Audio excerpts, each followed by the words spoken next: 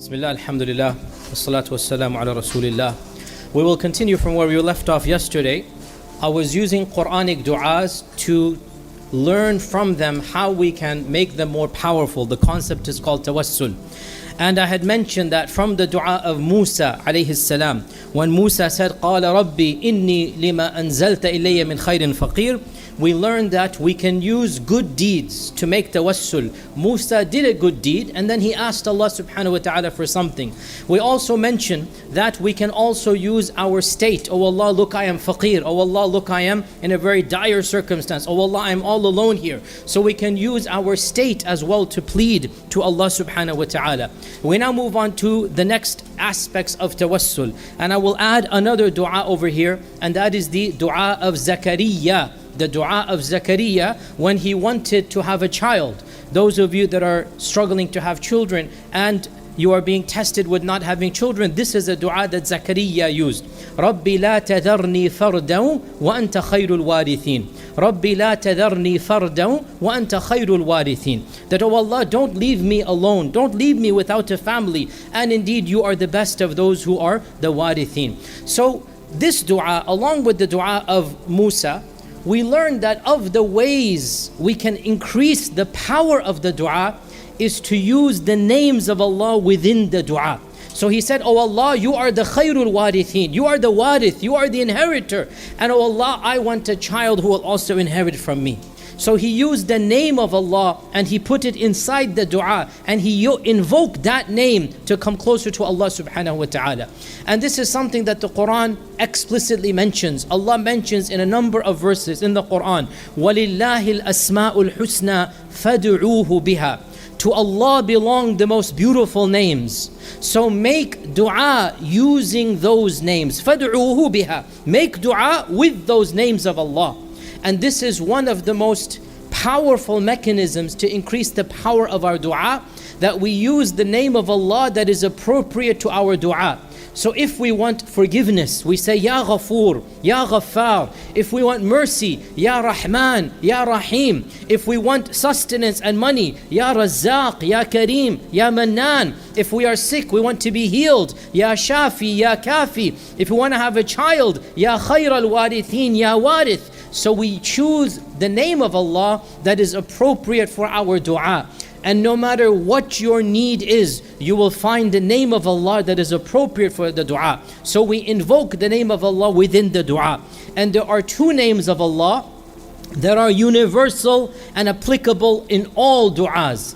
And they are the most common of Allah's names in the dua, and they are Allahumma and Rabb or Rabbana. Allahumma and Rabb or Rabbi or Rabbana. These are the two most common names that can be applied in any dua. And generally Allahumma indicates that you are worshipping Allah, He is worthy of being worshipped. And Rabbana indicates, oh Allah, you need to take care of me, you are my Rabb, you are the one who is the nourisher, the sustainer. So Allahumma indicates an element of praising Allah. Rabbana indicates an element of, oh Allah, I need you. And both of them are equally valid in any dua that you want. You can use Allahumma and Rabbana. So these are so far three. Number one, to mention a good deed. Number two, to mention your state. Number three, to mention a name of Allah subhanahu wa ta'ala in the dua. We now go on to another type of tawassul, or bringing about the power of the dua, and that is number four. Number four, which is risky.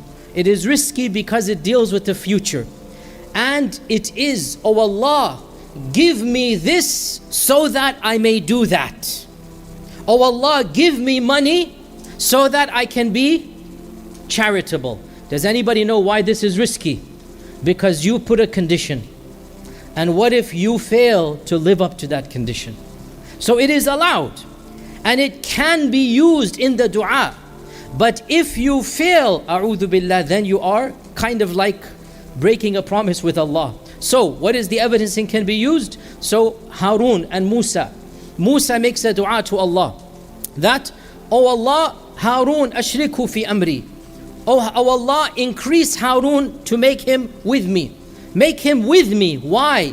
كَيْ نُسَبِّحَكَ كَثِيرًا وَنَذْكُرَكَ كَثِيرًا, so that we can increase our worship of you, so that we can praise you even more. I want a brother to help me so that we will become more powerful against Fir'aun. We can be more powerful for the Muslims. Help us out. So he asked Allah for his brother to be added to his entourage to also become a prophet, and Harun became a prophet. And what was the excuse? What was the clause? كَيْ نُسَبِّحَكَ كَثِيرًا, so we can worship you better. We can do a better job. If you give me my brother, then I can do a better job with him. So we are allowed to say, oh Allah, give me wealth so that I can be charitable. But that's a risk. And that is a risk that you are taking on. Because Allah says in the Qur'an, وَمِنْهُمْ مَنْ عَاهَدَ اللَّهَ لَإِنْ آتَانَا مِنْ فَضْلِهِ لَنَصَّدَّقَنَّ وَلَنَكُنَّنَّ مِنَ الصَّالِحِينَ فَلَمَّا أَتَاهُمْ مِنْ فَضْلِهِ بَخِلُوا بِهِ وَتَوَلَّوْا وَهُمْ مُعْرِضُونَ. There were those people, there was a person in the time of the Prophet, one of the leaders of the hypocrites. He said, oh, if Allah gave me wealth, I will be the most charitable person. Just show, oh Allah, show me what I can do and I will show you. Give me and I will show you how wealthy, how generous I can be. And so Allah gave him.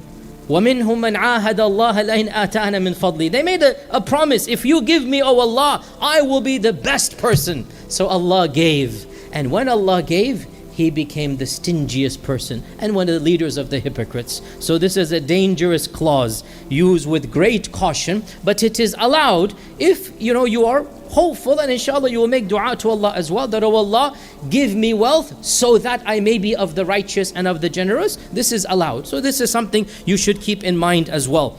Also, of the etiquettes that are allowed when it comes to tawassul, when it comes to making the power of your dua basically more maximum, making it more effective, it is allowed, even though it is not generally encouraged. It is allowed to ask people of righteousness, people of piety, to make dua on your behalf. You can go to somebody else and say, so and so, you are more elderly, you are a person I believe is righteous, you are a hafidh of the Qur'an, you are this and that, make dua for me. Now, this type of tawassul, actually the Qur'an only mentions it in one category, and that makes complete sense. وَلَوْ أَنَّهُمْ إِذْ ظَلَمُوا أَنفُسَهُمْ جَاءُوكَ فَاسْتَغْفَرُوا اللَّهَ وَاسْتَغْفَرَ لَهُمُ الرَّسُولُ لَوَجَدُوا اللَّهَ تَوَّابًا رَحِيمًا.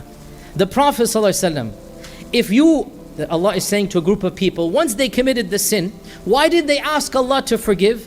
And why didn't they go to the Prophet ﷺ and he would have asked Allah to forgive? So this shows us, now obviously there is no analogy, qiyas with the Prophet ﷺ and any righteous man. When the Prophet ﷺ is alive, obviously we would go to him. We would say, Ya Rasulullah, this is an issue. Abu Hurairah's mother didn't accept Islam. He said, Ya Rasulullah, my mother, make dua, Allah causes her to embrace Islam. He raised his hands, and by the time Abu Hurairah walked back to his house, his mother had embraced Islam. So yes, it is allowed to go to the Prophet ﷺ when he's alive and you ask him directly. But the question is, who can take the place of the Prophet? Answer, nobody. But is it allowed to go to somebody whom you think is more righteous? Yes, it is allowed. There's nothing wrong with that. But our scholars have put some conditions. Of those conditions, you yourself do not stop making dua.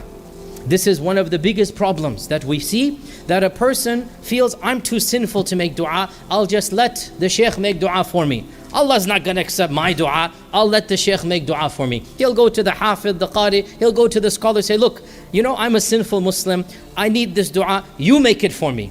Subhanallah, Allah answered the dua of Iblis. When Iblis said, قَالَ رَبِّ أَنظِرْنِي إِلَى يَوْمِ يُبْعَثُونَ. When Iblis said, oh Allah, I beg you, let me live to Judgment Day, Allah answered his dua. One of our scholars of the past said, if Allah can answer the dua of Iblis, then you are not worse than Iblis. You are not worse than Iblis that your dua cannot be answered. No, you make dua yourself. A man came to Hassan al-Basri, the great scholar and student of the Sahaba, and he said, oh Hassan al-Basri, I am in desperate situation. I am in a desperate situation. So I need you to make dua for me. Al-Hassan al-Basri said, listen to this. If you are in a desperate situation, then you need to make dua for yourself, because Allah says in the Qur'an, أَمَّن يُجِيبُ الْمُضْطَرَّ إِذَا دَعَاهُ. Who answers the dua of the one who is desperate other than Allah? And you're the one desperate, not me. No one will make dua for you with more iman than you. No one will make dua for your cause with more passion than you will. So it is allowed to go to somebody else and say, oh, Imam Sahib, Hafiz Sahib, Sheikh, this and that, make dua for me. You may do that. It's not a problem. It's not haram. And that person may make dua for you. But nothing beats the dua of your own heart, when you are sincere, when you are passionate. And that is why, if you look at the majority of the Sahaba, they never asked the Prophet ﷺ for a specific dua for themselves. Yes, for the ummah. Yes, for the guidance of my mother to Islamic dua. They didn't say, Ya Rasulullah, make dua that Allah makes me rich. Ya Rasul, make dua that I get a big house. They didn't go that petty. None of them did that. Because that's not the akhlaq of Islam. You want to make dua, you make it yourself, for yourself, on behalf of yourself. But it is allowed to make dua for other people, and the best dua comes from the heart, and no one will make dua for yourself, for your cause, better than you. So these are some of the mechanisms that we can use. These are called tawassul, and I'll go over them very quickly again. Number one, that you mention a good deed, or you do your dua after a good deed. You pray tahajjud, you make dua. You sit after fajr, you make dua. You've given charity like Musa, you make dua. Or you can mention it inside your dua. Ya Allah, you know that on such and such a day I could have done that sin, but for your sake I didn't do it. Oh Allah, if I really did it for your sake, I'm asking you now to bless me with such and such. This is the first. Number two, by mentioning the name of Allah Azza wa Jalla that is appropriate for your dua. Number three, by mentioning the past blessings of Allah that Allah has given you. I forgot to mention this point. The past blessings of Allah. Very quickly. Zakaria, when he's asking for his child, he says that واشتعل رأس شيبا ولم أكن بدعائك ربي شقيا. I forgot to mention this point. I skipped over it. ولم أكن بدعائك ربي شقيا. Oh Allah, you've always answered my du'as in the past, so answer this one as well. So this is tawassul. Oh Allah, you gave me what I wanted back then, give me this as well. Oh Allah, you were merciful to me at such and such a stage, so now be merciful again. So you make tawassul with the past blessing of Allah for a future blessing. This is another, I forgot to mention that. Number four, by mentioning the state that you are in. Oh Allah, I'm faqir. Oh Allah, I'm madhloom. Oh Allah, I'm surrounded by the enemy. Oh Allah, I'm in debt. So you mention the state that you're in. Number five, mentioning the future effects. Oh Allah, give me this so that I may do that. Oh Allah, make me pure and make me cured so that I can go to the masjid more often. And when Allah cures you, you had better live up to your part of the bargain. And then the last that we said as well, and that is that it is allowed, but it is not very much encouraged, that you go to other people and you say, can you make dua for me? These are the 6 methods that we can make our dua more powerful. May Allah subhanahu wa ta'ala accept our dua, and we will continue inshallah ta'ala on Sunday. Tomorrow is our fundraiser, so we'll take a break from that and continue on Sunday inshallah.